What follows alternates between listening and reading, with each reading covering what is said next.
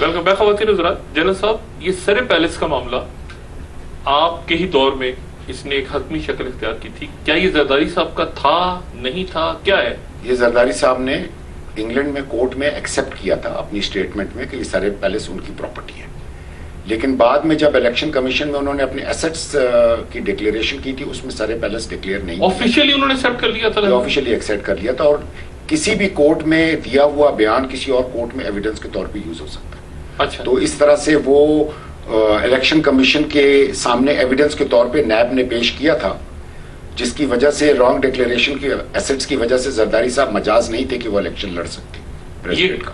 یعنی اچھا, لیکن مجھے ریٹائرمنٹ کے بعد اخبار کے ذریعے پتا چلا تھا, جس طرح اسپینش کیس کے بند ہونے پر جو نیب نے آرگیومنٹس دی تھی وہ پتا چلا تھا وہ آرگیومنٹس غلط تھی, جھوٹی آرگیومنٹس تھی. اسی طرح یہ کیس ودرا کرنے پر نیب نے کہا تھا کہ وہ الیکشن کمیشن سے کیس ہم نے ودرا کر لیا ہے کیونکہ ہمارے پاس سفیشینٹ ایویڈنس نہیں تھا, حالانکہ اس کے لیے ایویڈنس صرف وہ زرداری صاحب کی اسٹیٹمنٹ تھی, وہ بائی لا ویلڈ ایویڈنس ہے. اچھا, زرداری صاحب کی اسٹیٹمنٹ موجود ہے؟ جی, نیب کے پاس اس وقت موجود تھی, اور ظاہر اس کی کاپی. اچھا, وہ برٹن کی کورٹ میں انہوں نے اسٹیٹمنٹ دی. اچھا, یہ بتائیں, اگر یہ ثابت ہو جائے کہ انہوں نے جھوٹ بولا ہے وہ بالکل صدارتی انتخاب کے وقت, یقیناً ہو سکتی ہے, کیونکہ وہ اگر ایویڈنس ابھی غائب بھی کر دی گئی ہے تو وہ کیونکہ برٹن کے کورٹ میں دی ہوئی اسٹیٹمنٹ ہے, وہ دوبارہ اس اسٹیٹمنٹ کی کاپی آ سکتی ہے. اچھا, تو ایسا ایویڈنس ہے جو غائب ہو نہیں. اچھا, یہ آپ لوگ جب جاتے تھے, یعنی مختلف کورٹس بلاتی تھیں, کن کن ملکوں میں؟ سوئٹزرلینڈ میں, اسپین میں بعد میں کھلا تھا, کہاں پر انٹرپول ایکٹیو تھی باہر؟ انٹرپول تو کئی جگہ ایکٹیو تھی مختلف کیسز میں. اچھا, لیکن زرداری صاحب کے سلسلے میں سر پیلس کا ایشو برٹن میں تھا اور باقی سوئٹزرلینڈ میں کیس چل رہا. میڈیکل سرٹیفکیٹس آتے تھے آپ کے سامنے؟ جی, میڈیکل سرٹیفکیٹ سوئس کورٹ میں جاتے تھے زرداری صاحب کی طرف سے. اچھا, کہ وہ ذہنی طور پر سٹیبل نہیں ہے, جب وہ جیل سے رہا ہو گئے تھے کہ جیل میں رہنے کی وجہ سے تو وہ ذہنی طور پر سٹیبل نہیں ہے اس وقت کورٹ میں اپیئر ہونے کے لیے. اچھا, اور سفر نہیں کر سکتے, جس پر سوئس کورٹ نے کہا تھا کہ اگر وہ نہیں آ سکتے تو ان کا وکیل ان کو ریپرزینٹ کرے, ان کی غیر موجودگی کی وجہ سے کیس رک نہیں جائے گا, کیس چلتا رہے گا. تو کتنے بے شمار میڈیکل سرٹیفکیٹس؟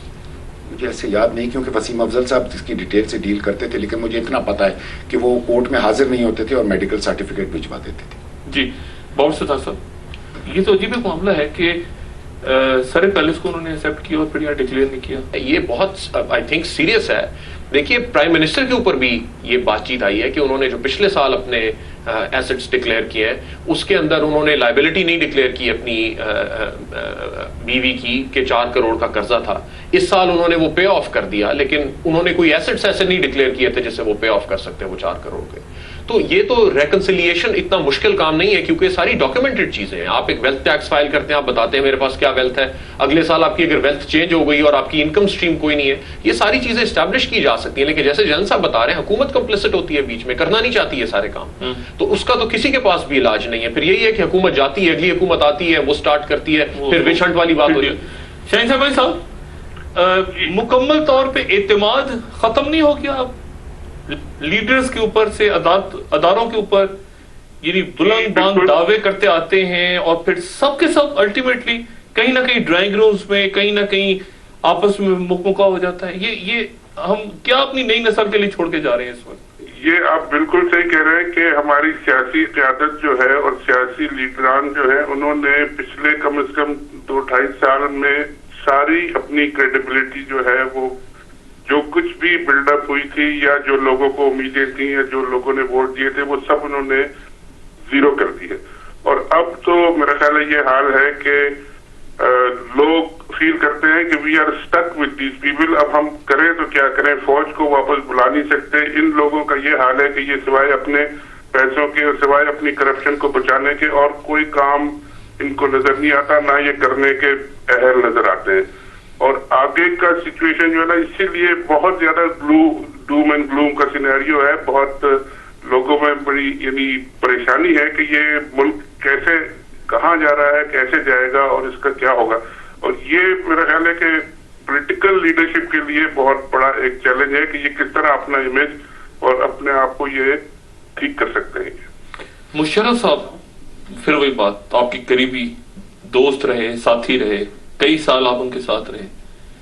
مشرف صاحب کو کیسے آپ دیکھا انہوں نے جب آپ ایک NRO کر رہے تھے, وہ پہلے آپ سے کہتے رہے کہ جی کرپشن ختم ہوگی وغیرہ وغیرہ, نیب, احتساب, اور آخر میں جب NRO ہو رہا تو آپ کی بات ان سے ہوئی ہوگی اس زمانے میں؟ نہیں, میں NRO سے پہلے جا چکا تھا. میری صرف بے نظیر کے کیسز بند کرنے تک میں تھا. جب وہ بند نہ ہوئے تو میں چلا گیا, پھر پہلے بے نظیر کے کیسز بند ہوئے, NROز کے کافی بعد آیا. میرا خیال ہے وہ ایز اے بارگیننگ کانفیڈنس کے لیے وہ ایک ڈیمونسٹریشن تھا مشرف صاحب کی طرف سے. جی, اس میں باہر کی پارٹ بھی انوالو تھی.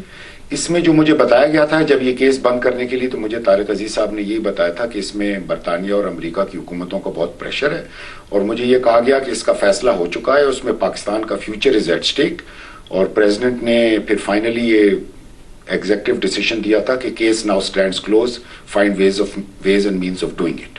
نہیں, یعنی کرپشن کیس بند نہ ہوا تو پاکستان کا مستقبل مستقبل ایٹ اسٹیک ہے, بیکاز اس میں فورن پاورز انوالوڈ ہیں, اور یہ کیس بند ہونا ہے, اس کا فیصلہ ہو چکا ہے. تو آپ کی کیا تاثرات تھے, یعنی آپ لگے ہوئے؟ اچھا, انہوں نے مجھے کہا کہ تم یہ ایسا دیکھیں, پیسہ آپ کا نہیں خرچ ہو رہا تھا, پیسہ عوام کا خرچ ہو رہا تھا.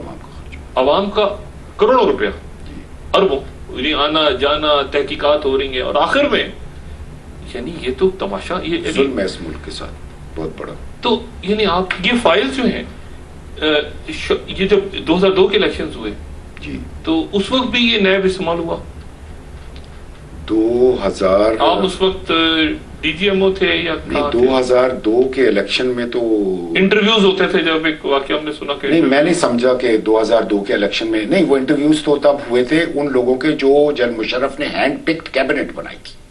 اچھا, سیاست آنے سے پہلے جب شوکت عزیز صاحب فائنانس منسٹر اپوائنٹ ہوئے تھے, اس شوکت عزیز صاحب کے کوئی انٹرویو نہیں ہوئے تھے, وہ پری ڈیسائیڈڈ اپوائنٹمنٹ تھی.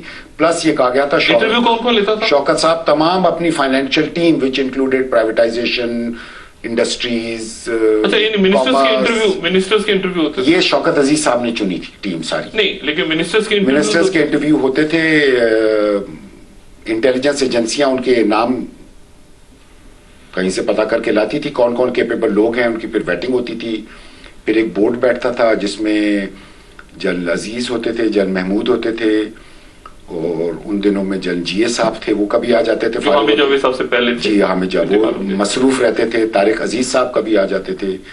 DGMI ان دنوں میں تھے جنرل احسان صاحب, جو بعد میں DGISI اور پھر chairman joint chief of staff رہے, وہی نام ویٹ کر کے لاتے تھے ان کے. تو آپ لوگ سارے بیٹھ کے انٹرویو کرتے تھے یعنی باقاعدہ؟ بس ہاں, بات چیت کرتے تھے, جو نمبر دیتے تھے جیسے نہیں, پھر آپس میں جب وہ اس کے بعد دیکھتے تھے کہ کیا ان کو رکھ لینا چاہیے یا نہیں. اچھا, اور پھر وہ جس کو اوکے کرتے تھے وہ منسٹر بن جاتا تھا. That's right. اچھا, یہ تو کمال کا بورڈ بھائی. وہ اور نہیں سیاسی تو نہیں تھے نا, الیکٹڈ لوگ تو نہیں تھے, ہینڈ پکڈ تھے. اچھا, اور پھر ساری شروع کی کیبنٹ تو شوکت عزیز کا انٹرویو نہیں ہوا. شوکت عزیز صاحب منسٹر تھے, یہ واحد منسٹر تھے. پلس جو انہوں نے فائنانس ٹیم چنی, وہ انٹرویو بورڈ کے سامنے آئی تھی کہ آپ ان کو دیکھ لیں, لیکن وہ ڈیسائیڈڈ تھا کہ یہ ہوں گے. ابھی مجھے ان کے نام یاد نہیں ہے, commerce minister, industries minister, privatisation minister. یہ شوکت عزیز صاحب کے پیچھے مشرف صاحب تھے یا باہر سے؟ ارے بڑے بڑے جو معاملات ہوئے, اسٹیل مل میں شوکت عزیز, اسٹاک مارکیٹ میں شوکت عزیز, سارے جنرل مشرف کی طرف سے پروٹیکشن بہت حاصل تھی, despite his involvement in lot of the in issues میں جو آپ کہہ رہے ہیں, وہ اس میں شامل ہوتے تھے. بابر صاحب کلوزنگ ریمارکس. ڈاکٹر صاحب, میرا خیال ہے بڑا ضروری ہے کہ اب ایک پراپر اکاؤنٹیبلٹی سسٹم کی بات کی جائے. جو ایک بل بن رہا ہے وہ بہت بیسک ہے, اور وہ پھر سے ہم اس طرح کا بل بنانے جا رہے ہیں جو پروٹیکٹ کرے گا پالیٹیشینز کو. 3 سال سے پہلے کی بات نہیں کر سکتے. اب ہمیں واقعی اکاؤنٹیبلٹی کرنے کی ضرورت ہے. جنرل صاحب اپنے زمانے کی بات کر رہے ہیں جس میں فوج انوالوڈ تھی یا فوج آرمی چیف انوالوڈ تھے. مجھے تو ایسا لگتا ہے ہم بلیاں پکڑ کے ان کو کہہ دیتے ہیں کہ ذرا دودھ کی رکھوالی کرو, دودھ پہ ذرا چیک رکھو. ایسا نہیں ہوتا ڈاکٹر صاحب. سسٹم لگتا ہے یہ تو بلی تھی. سسٹم بناتے ہوئے آپ ایسا سسٹم بنائیں جو سب کچھ ٹھیک کرے لیکن آپ کے کنٹرول میں ہو, تو ایسا سسٹم تو کبھی بھی ٹھیک نہیں ہوتا. سسٹم تو ایسا بنانا پڑے گا کہ جو اس کی لپیٹ میں جو آئے گا اس کی اکاؤنٹیبلٹی ہو. آپ کو لگتا ہے کہ یہ لوٹی ہوئی دولت واپس آ سکتی ہے پاکستان؟ جی, سوئٹزرلینڈ نے اپنا لا اب تبدیل کیا ہے, کیونکہ یہ ٹیکس ہیونز جو بنے ہوئے تھے ان کے اوپر بڑا پریشر ہے کہ ہر طرح کا پیسہ, جب آپ کو اس کا بیک گراؤنڈ نہیں پتا تو وہ آ سکتا ہے, وہ ہر طرح کی چیز میں پھر استعمال ہوتا ہے, ٹیررزم میں, کرائم میں, باقی چیزوں میں. تو اس وجہ سے سوئٹزرلینڈ نے ابھی اپنا لا تبدیل کیا ہے جس میں انہوں نے کہا ہے کہ ہمیں سورس آف فنڈز پتا ہونے چاہیے جہاں سے بھی آئیں. اس سے پہلے ایسی بات چیت وہ نہیں کرتے تھے. پیسہ واپس آ سکتا ہے میرا خیال میں. ڈاکٹر